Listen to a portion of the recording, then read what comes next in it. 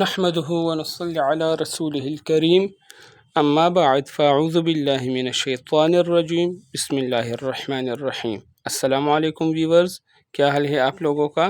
امید ہے آپ لوگ خیریت سے ہوں گے۔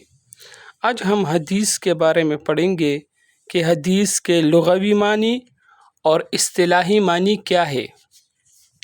حدیث کے لغوی معنی بات یا گفتگو وغیرہ، گفتگو کرنا یا بات کرنا۔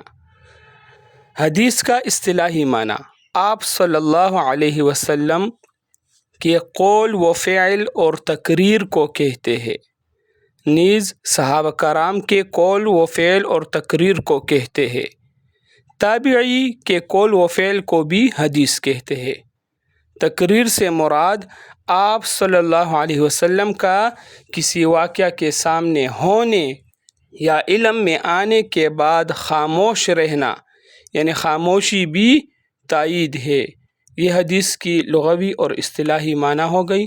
انشاءاللہ آپ سے ملاقات اگلے ویڈیو میں کریں گے۔ اگر آپ چینل پر نئے ہیں تو چینل کو سبسکرائب کریں اور ویڈیو کو لائک کریں۔ جزاک اللہ خیر و احسن الجزاء۔